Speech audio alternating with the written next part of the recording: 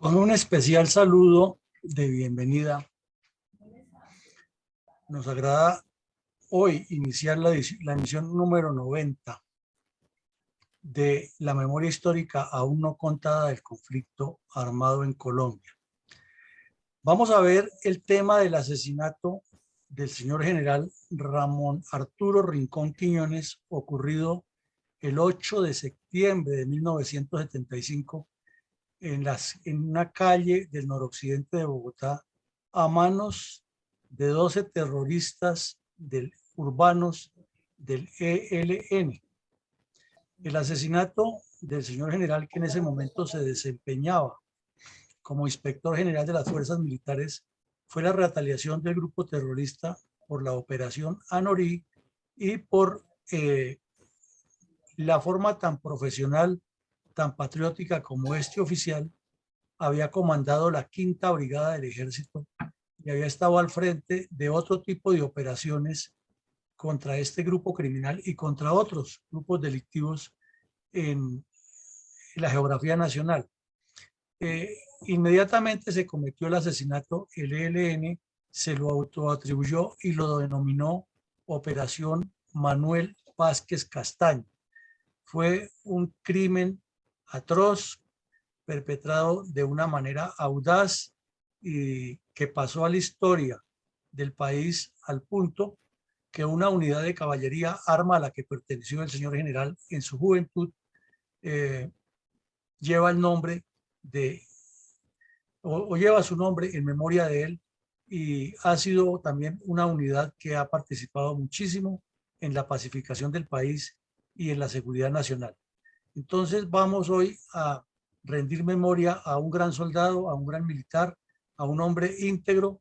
que por haber cumplido su misión fue asesinado por los terroristas del ELN, que tenían en esa época una línea directa con Cuba y con la ETA de España, y como bien lo anotaba en el preámbulo mi coronel González, con importantes sectores de la teología de la liberación enclaustrados dentro de la Iglesia Católica.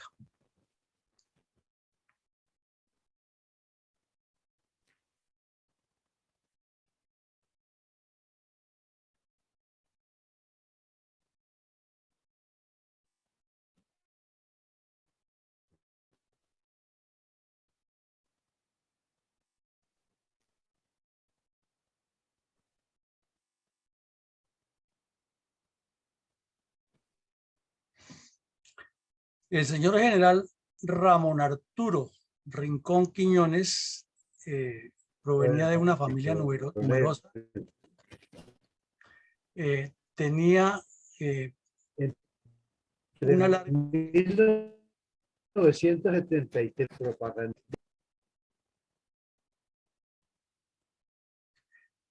Provenía de una familia numerosa, tenía varios años de experiencia en la lucha contra el terrorismo, amén que por su desempeño en operaciones militares había sido condecorado varias veces con la medalla de servicios distinguidos en orden público, y era el único oficial que, estando en servicio activo,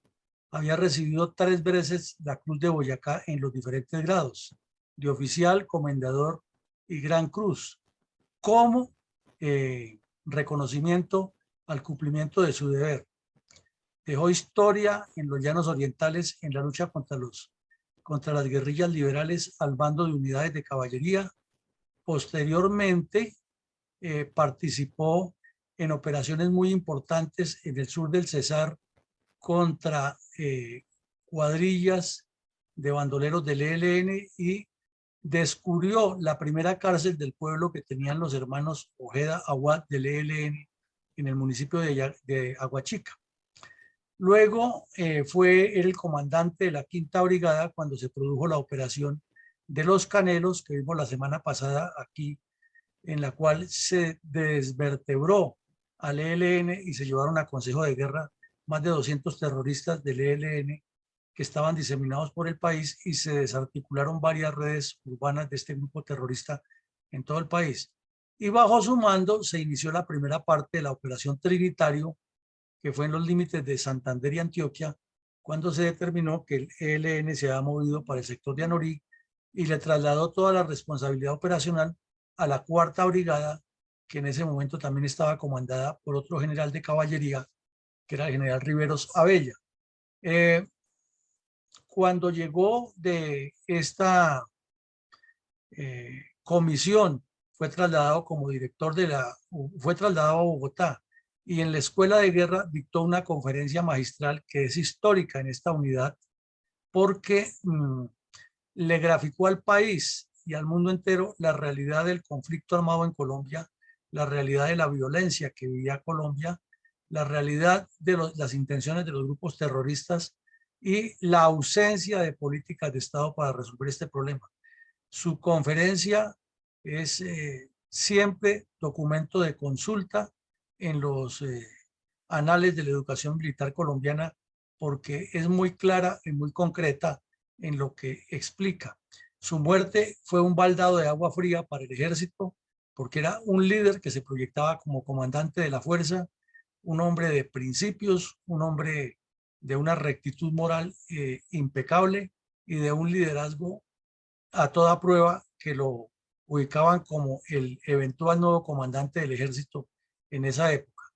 En memoria suya, ya dijimos, fue creada la unidad Grupo de Caballería Rincón Quiñones, y después el Estado colombiano decidió en el año 2003 lanzar una estampilla, un sello postal que lleva la memoria como debe corresponder con las personas que han servido a Colombia. Repetimos, un oficial que en servicio activo fue condecorado 3 veces con la Cruz de Boyacá por el mando de tropas, era realmente un líder y un hombre de mostrar, y un hombre que no ha debido ser sacrificado de esa manera tan miserable como lo hicieron los delincuentes del ELN en las calles de Bogotá.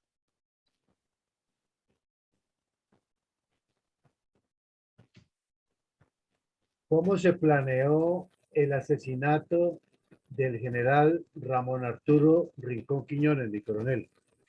Bueno, mi coronel, aquí vemos primero que el New York Times en una de sus páginas interiores publicó ese comentario, y causó mucho impacto en el exterior, porque en Estados Unidos se seguía muy de cerca, sí, la situación de la violencia en Colombia. Aquí lo vemos que, además de ser un gran militar, era un hombre de familia, un hombre dedicado a su hogar, de una formación cristiana muy marcada y un líder auténtico. Este es el día que ascendió a brigadier general y está con sus hijos en una foto en la Escuela Militar de Cadetes, 2 niñas y un muchacho. Bueno, resulta que primero yo creo, mi coronel, que tendríamos que ver la situación del ELN en 1975 para ir avanzando, y más adelante vemos lo del planeamiento de la acción. Entonces, vemos que el ELN en 1975 se estaba recuperando de los golpes que recibieron en Los Canelos y en la Operación Anorí. Fueron 2 golpes trascendentales, ya los hemos estudiado aquí largamente en otros eventos académicos. En Los Canelos cayó el morral de Fabio Vázquez Castaño con toda la información de quién era quién en las ciudades y en el campo. Y en Anorí ya vimos que el ejército, tras la entrega que el general Rincón Quiñones le hizo a la cuarta brigada de las operaciones, el comando operativo número 10, bajo el mando del coronel Hernán Hurtado Vallejo, logró destruir completamente la cuadrilla de los hermanos Manuel y Antonio Vázquez Castaño. Entonces, para Fabio Vázquez, que era el cabecilla del ELN en esa época, hermano de los 2 muertos en Anorí, se ha convertido en una obsesión asesinar al general Rincón Quiñones, porque lo responsabilizaba de toda la debacle que ha tenido el ELN en su formación. Todo lo avanzado entre los años 65 y 72 por el ELN se vino atrás debido a la persecución implacable que les hizo el ejército, en particular la persecución que le hizo el general Rincón Quiñones. Entonces era una obsesión de Fabio Vázquez Castaño asesinarlo. El ELN venía creciendo nuevamente en el fortalecimiento de redes urbanas en tres sectores muy definidos. Uno, estudiantes y profesores de universidades públicas. Así como las FARC habían reclutado ya para la época a muchos estudiantes, e inclusive algunos de ellos se les rebelaron y formaron el M-19, el ELN venía trabajando en forma persistente el reclutamiento de estudiantes en universidades como la Pedagógica y la Distrital de Bogotá, la Industrial de Santander, la de Cartagena en Bolívar, la Nacional, claro, en Bogotá y en Palmira, y en Manizales. Y también se había metido muy fuertemente en los sindicatos, no solo en el petrolero, sino ya tenía incursiones en distintos sindicatos del país y en organizaciones sociales existentes para la época, eh, especialmente organizaciones agrarias. Entonces era un fortalecimiento de redes urbanas muy fuerte el que había, y para la época el ELN ya cometía en distintas ciudades del país acciones terroristas, secuestros, colocación de bombas, extorsiones y robos de armas a uniformados que estuvieran en forma descuidada, los atacaban con ese propósito. El ELN ya estaba pensando, como lo estaba pensando el M-19, en buscar la forma de meterse a los depósitos de armas de los batallones o de las unidades de policía a robar armas. No era ninguna idea novedosa. Y con la cercanía que tenía el ELN con la ETA de España, estaban intercambiando información por medio de los sacerdotes de la Teología de la Liberación y haciendo contactos para eh, refinar técnicas de terrorismo urbano. Por esa misma época hubo un aumento significativo de sacerdotes y monjas, como aún continúan dentro del ELN, con la diferencia que algunos de ellos se hicieron visibles. Los de ahora han mantenido un perfil bajo, y aunque, como dice la Biblia, por sus hechos los conoceréis, hay algunos que siguen descaradamente negándolo y actuando como mensajeros del ELN. Pero fue en esa época, 73, 74, 75, donde más se dio la incorporación de sacerdotes, monjas y comunidades eclesiales de base, y grupos de catequistas dedicados a la multiplicación de la idea de la teología de la liberación. Hubo una división interna que se inició en esa época, con quienes veían de una forma la guerra y quienes la veían trayendo más personas y formando un grupo mucho más amplio, pero había quienes se sostenían que esto había que desarrollarlo era en una forma muy metódica y acorde con un plan y unos lineamientos muy concretos, mientras que los que hablaban del replanteamiento inducían a que había que unirse con el EPL, con el M-19 y con otros grupos y hacer una gran revolución. Esa división interna perduró muchos años, pero se inició exactamente en esa época, 74, 75, como consecuencia de las derrotas. Hubo también para esa época una asamblea del ELN en la cual Fabio Vázquez Castaño marcó el fin de su carrera delictiva en el ELN como cabecilla, debido a que convocó en la quebrada Anacoreto, en el sur de Bolívar, una asamblea, y allí hizo un juicio y ordenó fusilar a los Bertulfos, que eran los que manejaban las redes urbanas del ELN en cuanto a dinero, y los responsabilizó de no haberle prestado el apoyo de enviar un helicóptero para sacar a los hermanos Manuel y Antonio del área donde los tenía rodeados el ejército. Fue una acción desesperada porque en realidad era imposible que entrara un helicóptero, ya que el ejército los había localizado de tal manera que les iba cerrando los círculos, y si el helicóptero hubiera llegado, eh, inmediatamente hubiera sido detectado y hubiera sido perseguido por la Fuerza Aérea. Y no hubiera habido forma que los hubiera sacado, pero Fabio Vázquez estaba convencido que lo habían traicionado y que han dejado perder a los dos hermanos allá en combate.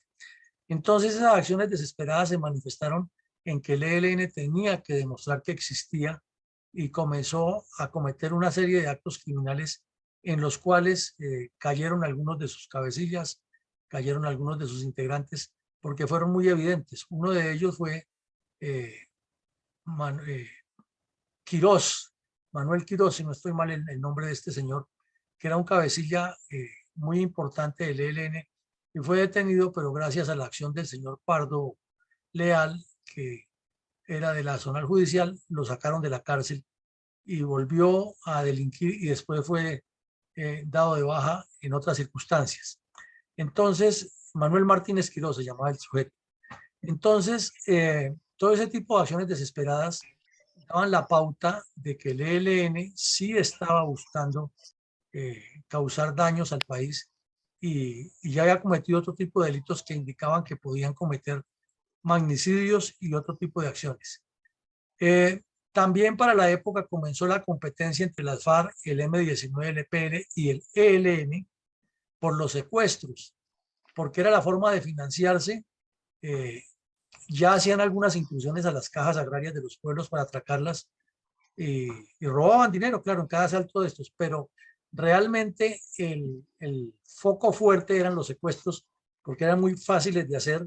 y en muchas regiones del país había ganaderos, industriales, cafeteros o comerciantes a quienes secuestraron todos estos 4 grupos y con eso básicamente se financió por lo menos durante los primeros 8 años de la década de los 70 las guerrillas, se financiaron todas con ese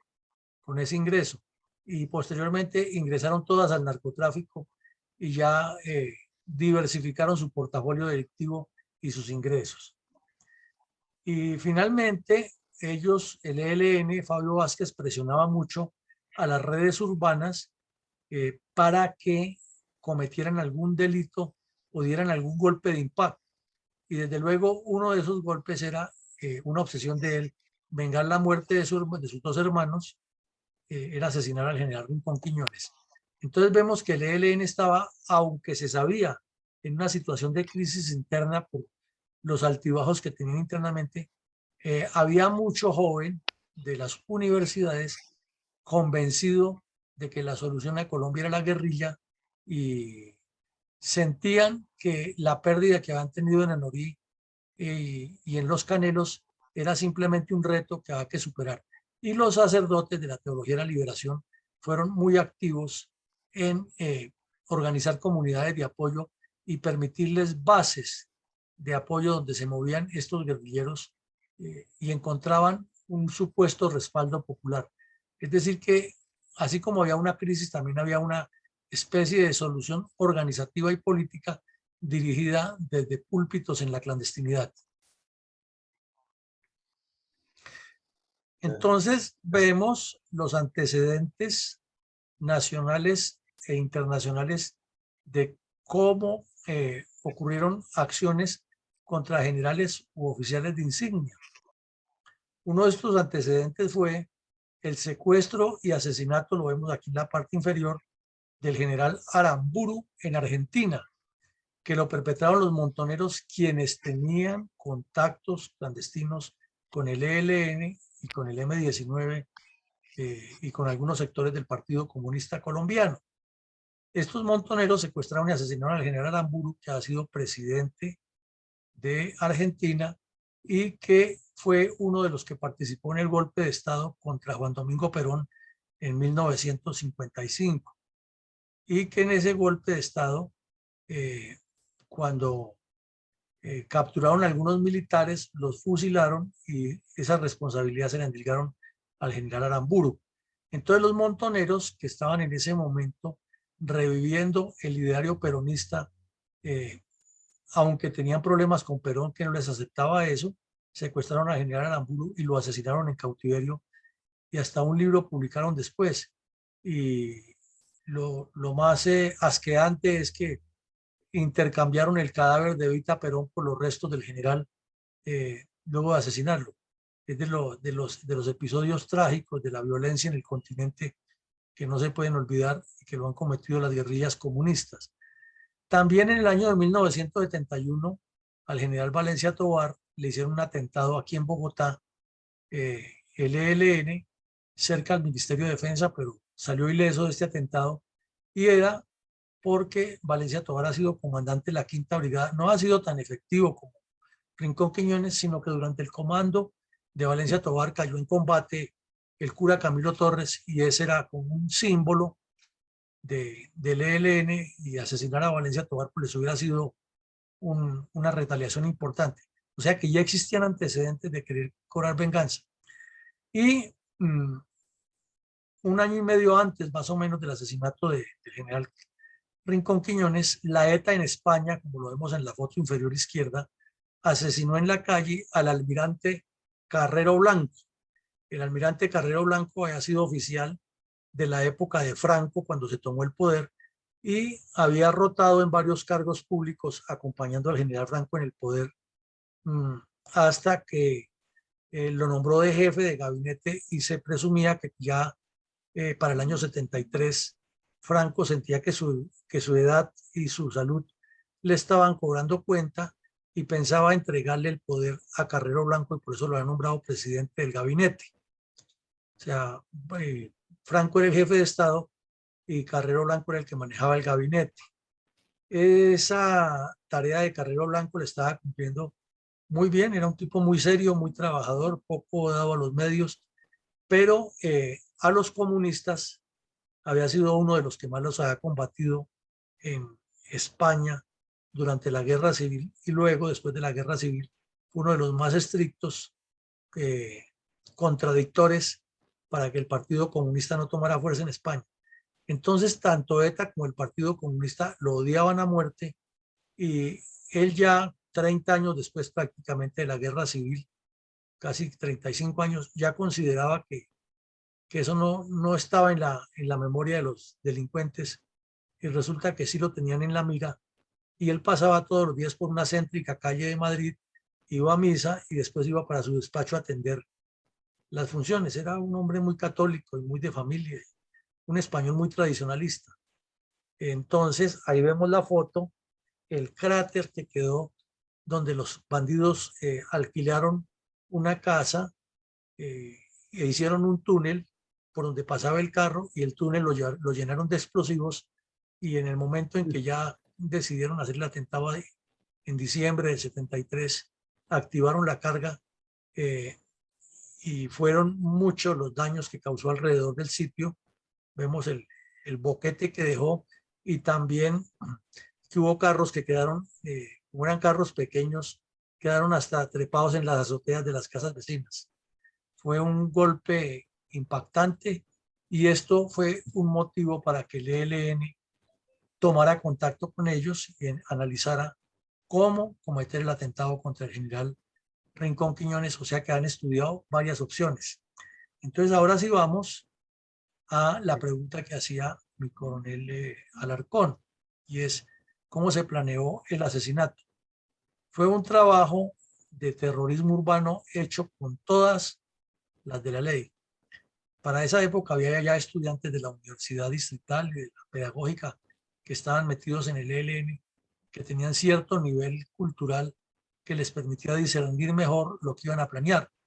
Entonces comenzaron por seguir la rutina diaria que tenía el general Rincón. Como ya lo hemos visto, él era un hombre muy de familia, y él personalmente llevaba a sus hijos al colegio y después seguía para la oficina todos los días en su vehículo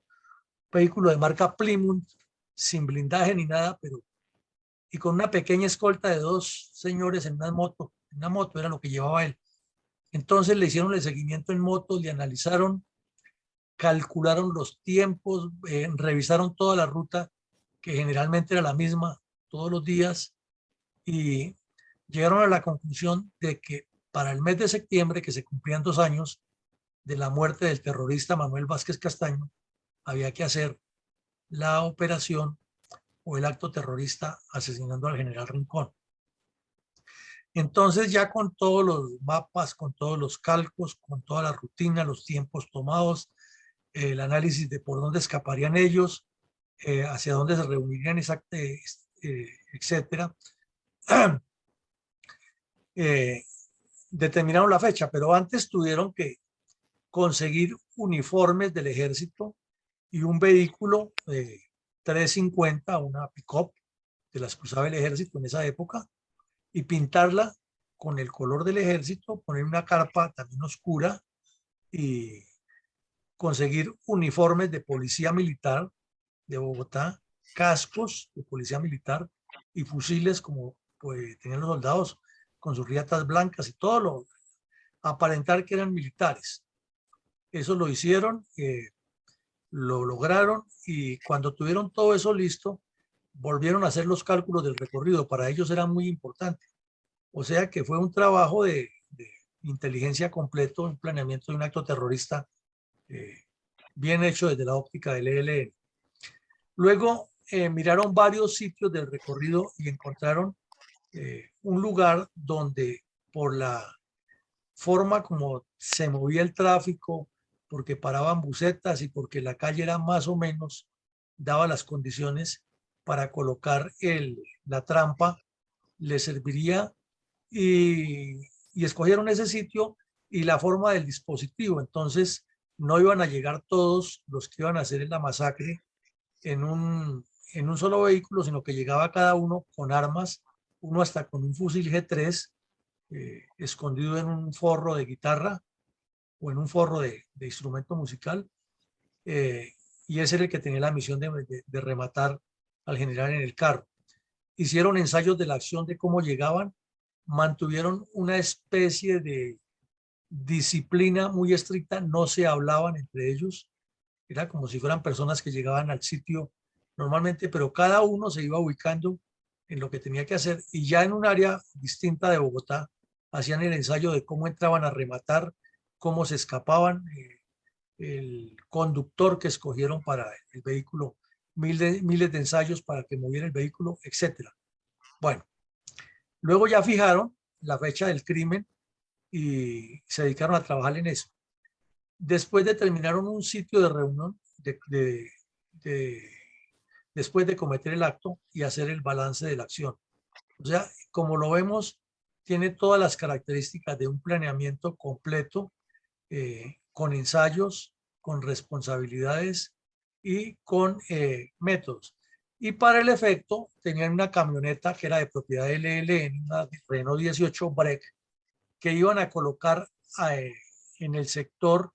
de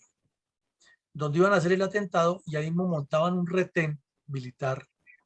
para esperar a que llegara el carro. Y entonces la camioneta Break aparentemente estaba varada y uno de ellos estaba haciendo el show de que le arreglaba, que le movía, que no le prendía, mientras el carro donde venía el general tenía que quedar obligatoriamente forzado a pasar por donde estaban las barreras del retén, reducir la velocidad y caer en la trampa. Entonces todo esto lo ensayaron, lo planearon, lo previeron y así lo instalaron en el sitio donde cometieron el asesinato. Ya se me escucha, mi No, general, coronel. Sí, señor. Mi coronel, ¿cómo se desarrollaron los luctuosos hechos de la lluviosa mañana del 8 de septiembre del 75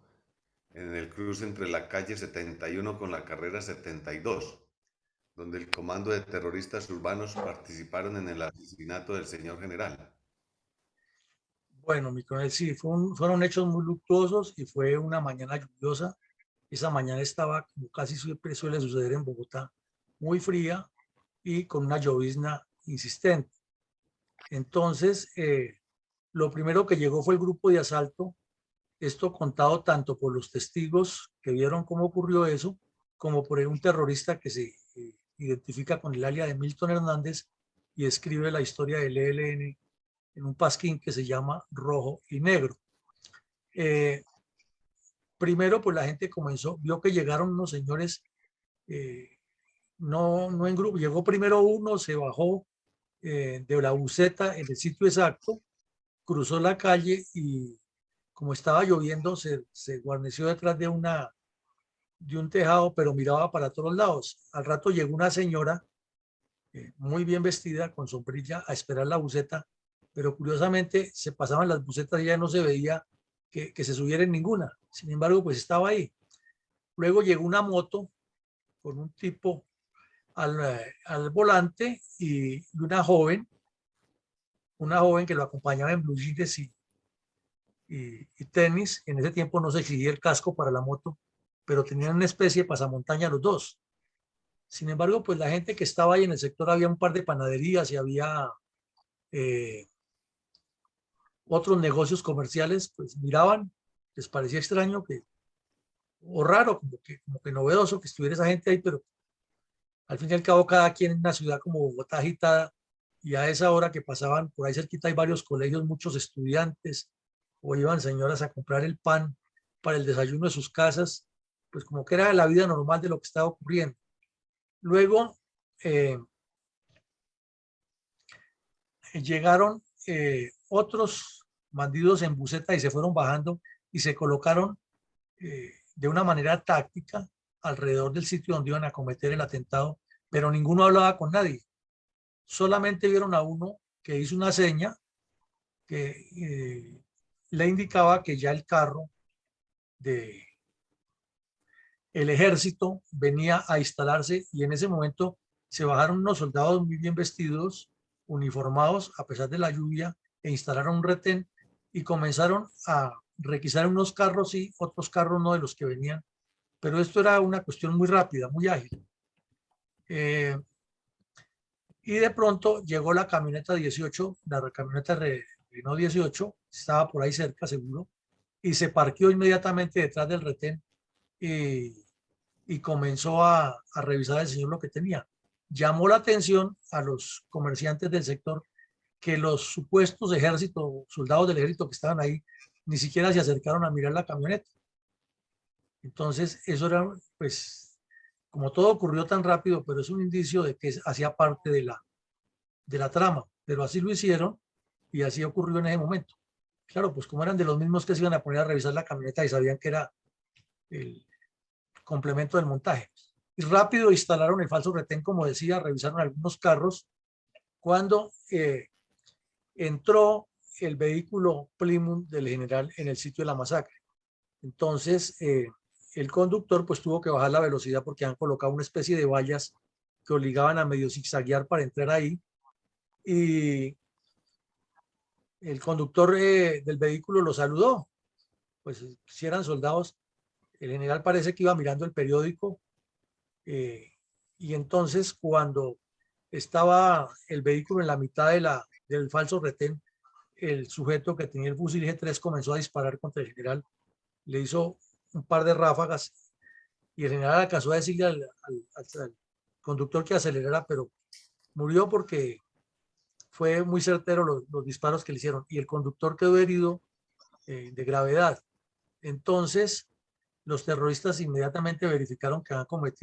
que han logrado el objetivo, que el general estaba muerto. Huyeron, ahí sí la camioneta prendió rápido y el camión se embarcó. Y cuando llegó el ejército, pues ya fue a los hechos que han pasado y escuchar los testimonios y luego a comenzar el trabajo de inteligencia que fue muy largo y muy complejo.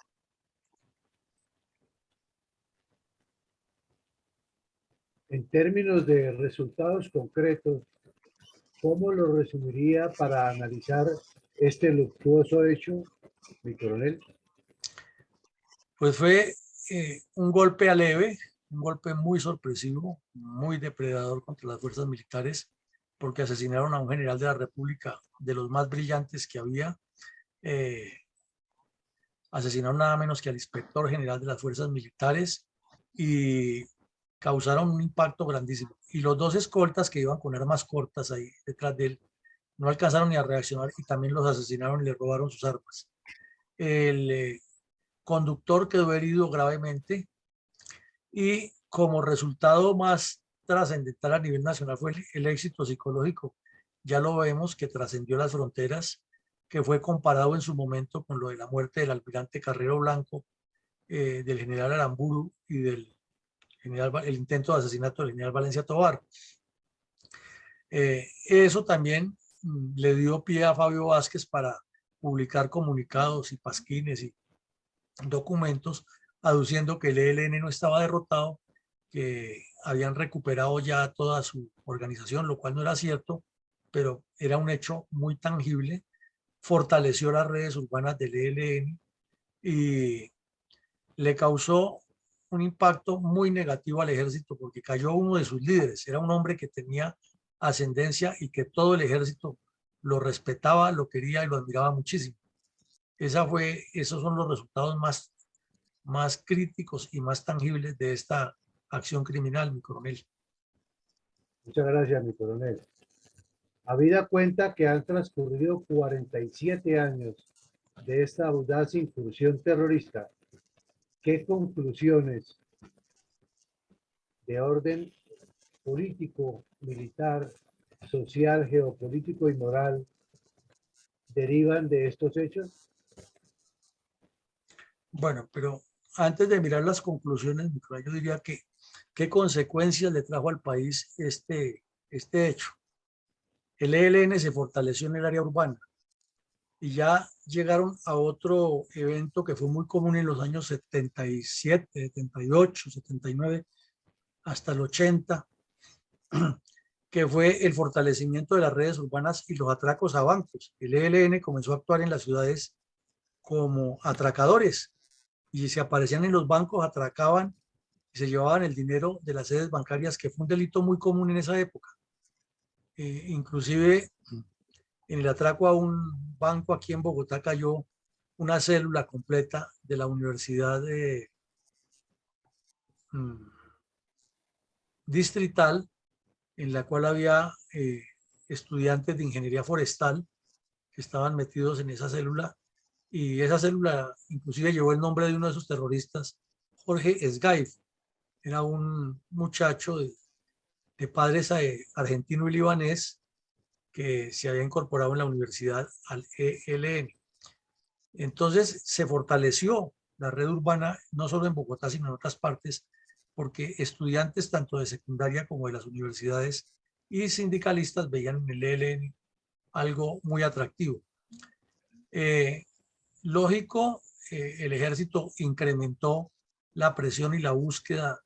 de los responsables. El batallón Charly Solano cumplió una tarea excepcional, los localizaron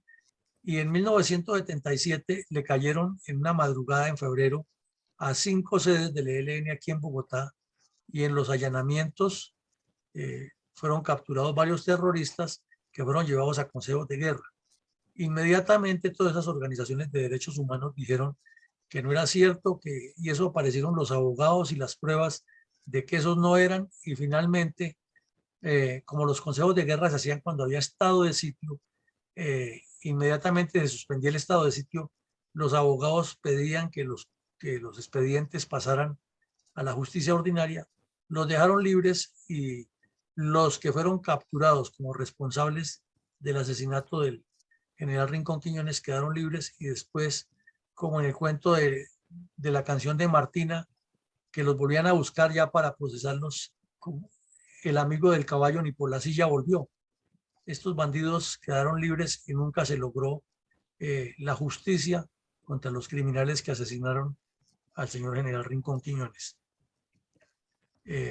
Ya para esta época deben ser sujetos que, si están vivos, están entre los 70 y los 75 años de edad. Como consecuencia de ese fortalecimiento, el reclutamiento fue muy intenso y creció, y la participación del ELN en la actividad universitaria y sindical se hizo muy activa, y eso fue lo que le permitió al ELN revivir gracias a los nexos con sectores de la Iglesia Católica, de la teología de la liberación, que los ideologizan. Como ya lo habíamos anotado, venía esa competencia de tiempos anteriores entre el EPL, el M19 y las FARC Rural, a ver cómo conseguían más gente, cómo conseguían más finanzas y cómo ubicaban zonas de control. Entonces hubo una especie de competencia que en algunas veces llegaron hasta las armas, en otras no, y que inclusive a la época actual, Arauca, que es uno de los sectores predilectos de esa guerra, jamás se han podido poner de acuerdo el ELN y las FARC. Han hecho coordinaciones por épocas, pero vuelven y se repulsan, y ahí tenemos recientemente los enfrentamientos que hubo en la frontera de Arauca y Venezuela por esa situación, pero esto viene desde hace muchos años. Entonces, esa fue otra consecuencia de ese crecimiento y del atentado contra el general Rincón Quiñones. La línea del replanteamiento tomó más fuerza, e inclusive se habló que a nivel nacional el ELN estaba en replanteamiento, pero finalmente esa línea ortodoxa y conservadora ya plegada a la línea católica de la teología de la liberación, fue la que se impuso y es la que pervive en el día de hoy de una manera soterrada y con muchas revisiones de todos estos eventos. Curiosamente, en el ELN se estudia mucho esta historia de su accionar criminal y los cuadros del ELN lo tienen casi como un cassette en la memoria, todo para el análisis permanente y para la formación de grupos de combate, porque siempre le están enseñando al terrorista heleno cuáles han sido sus errores y sus aciertos, y es parte de la formación de ellos analizar cada uno de estos casos, cada una de las etapas, cada una de las épocas en que estuvieron comprometidos en la violencia contra Colombia. Este asalto o este atentado contra el general Rincón Quiñones también fue el paso anterior a la formación de la Unión Camilista Ejército de Liberación Nacional en Antioquia, en el Valle, Santander y en Arauca, cuando se unieron o con las FARC o con las FARC y corrijo, eso fue en la coordinadora, ¿no? Cuando se unieron con el Partido de los Trabajadores y Patria Libre, o MIR Patria Libre, y formaron una trilateral. Y luego, también ya hecha esa trilateral y formada la Unión Camilista, hicieron parte, ahí sí, de la coordinadora guerrillera Simón Bolívar. Otra consecuencia que surge de este caso es que cuando llegan a los diálogos de Belisario Betancur, esa divergencia que tenían entre replanteamiento y línea tradicional no les permite ponerse de acuerdo y optan por la línea del terrorismo y llegar a la UCELN, o sea, la Unión Camilista. Entonces decían que se han tenido la capacidad de eliminar a un enemigo tan valioso como el general Rincón Quiñones, para ellos, pues el ELN no tenía por qué sentarse a negociar nada con Belisario Betancur, y antes que toda esa dirigencia que en ese momento también era objetivo militar. Eso fue una discusión fuerte y muchos otros puntos que los manejaron al interior del ELN. Y ahora, respecto a la pregunta de cuáles son las conclusiones, entonces, desde el punto de vista militar, vemos que fue el ELN el que utilizó métodos que después quería utilizar el M-19. Vimos la semana pasada, cuando se analizó el caso del robo de las armas, que el ELN pensó en disfrazar a unos tipos de soldados y hacerle una emboscada al ejército para robar las armas. Eso ya lo había hecho el ELN con la emboscada para el asesinato del señor general Rincón Quiñones. Pero también aprendieron las fuerzas militares y la policía muchas técnicas de guerrilla urbana al capturar a los que estuvieron implicados con esos consejos de guerra, con todos esos interrogatorios y con nuevas operaciones, porque se hicieron operaciones también en las que cayeron delincuentes. Producto de eso fue el exitoso golpe del Febrerazo, que desafortunadamente por esa doble moral que tenía el señor presidente Alfonso López, no fue más contundente y no se les pudo perseguir con mayor asiduidad y con mayores medios a los terroristas del ELN. Entonces, en lo militar sí se aprendió mucho de guerrilla urbana, y parte de esa enseñanza que vemos en este caso fue la que sirvió para desvertebrar a las células urbanas del M-19 cuando 4 años después se robaron las armas en el Cantón Norte. Como vemos, todo es un proceso de formación y de aculturación militar, producto de la experiencia nacida en este tipo de operaciones para las cuales no estaban preparadas las fuerzas militares y la Policía Nacional, porque esto era algo que iba creciendo y se iba desarrollando de manera clandestina y en contacto permanente con grupos terroristas internacionales que les daban la formación. Y para esa misma época estaban muy famosos los fedayines del Líbano y de Palestina contra Israel, y entonces esa era otra motivación que tenían los terroristas colombianos. De igual manera, Gaddafi se acababa de tomar el poder en Libia y estaba abriendo el espectro a entrenar terroristas de todas las vertientes en el mundo, y todo estuvo enriqueciendo la inteligencia militar en particular y los grupos de contraguerrillas urbanas, y por eso el ejército creó contraguerrilla urbana, o las fuerzas militares que tenían de las 3 fuerzas. La Policía Nacional fue creando unos grupos especiales que fueron actuando, pero todo se fue desarrollando en la medida de que se iba descubriendo cómo delinquían estos sujetos. En el campo social, quedó demostrada la capacidad que tienen los comunistas, y más cuando son comunistas marxistas cristianos, de infiltrar organizaciones sociales y en especial a los jóvenes de las universidades y los colegios para lavarles el cerebro. Para esa época también se recuerda que ya la clase de religión, que era obligatoria en el pensum académico hasta esa época de los estudiantes, la comenzaron a dictar profesores comunes y corrientes, o ya monjas y sacerdotes que iban a los colegios casi como laicos, no usaban ni siquiera el hábito ni ningún elemento que los distinguiera, porque eran sacerdotes de la nueva alianza, de la nueva versión del Vaticano, que estaban más cerca al pueblo, y ahí estaban infiltrados los que reclutaban a los jóvenes, porque los que no eran sacerdotes hacían parte de esas comunidades eclesiales de base y habían recibido esa formación. Era común, por ejemplo, que en esa época, en los colegios públicos, en en el área de religión, le enseñaran a los estudiantes cómo era que la ETA había asesinado al general, al almirante Carrero Blanco. Entonces se saca uno la deducción de que estaban trabajando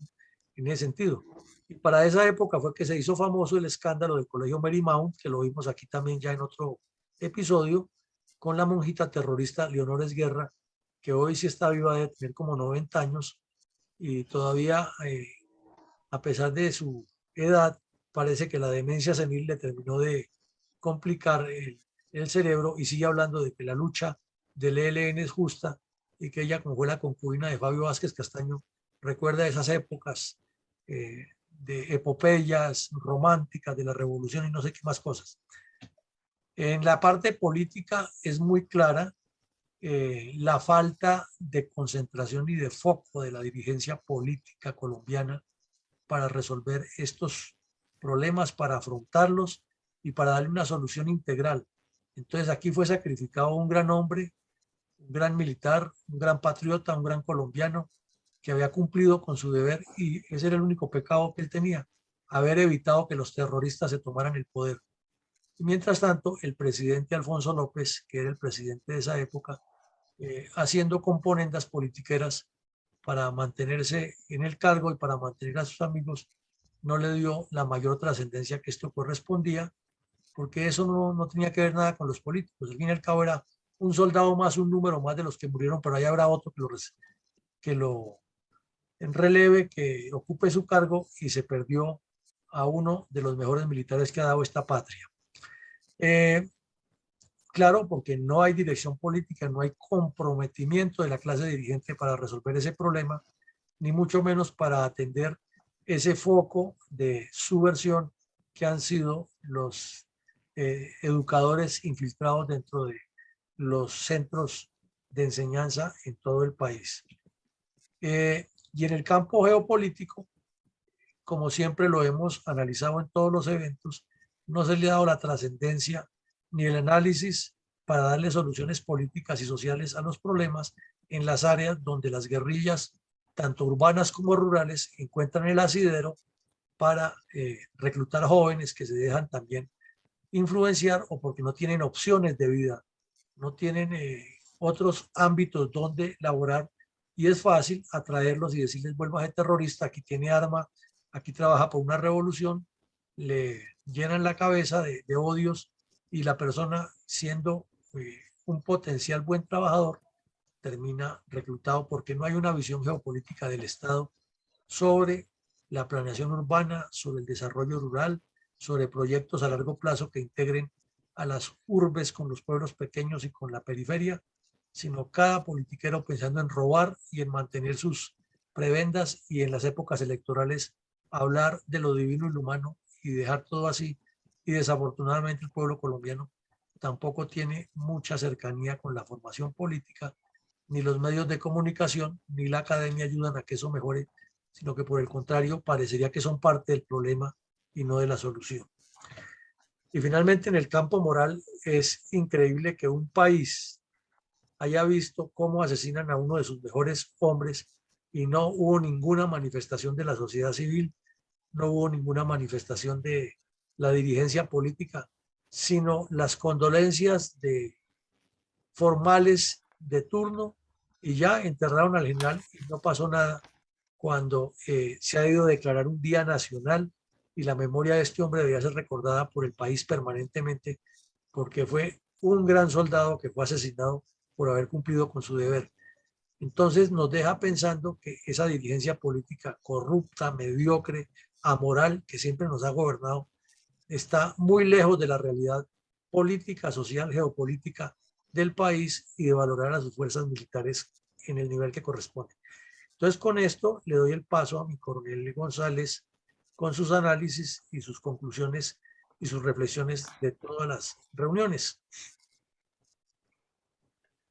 Gracias, mi coronel. Como es necesario hacer una concatenación de toda esta historia y ver que no son hechos únicos, aislados, independientes, y que el asesinato del señor general Rincón eh, no es un simple caso aislado. Entonces,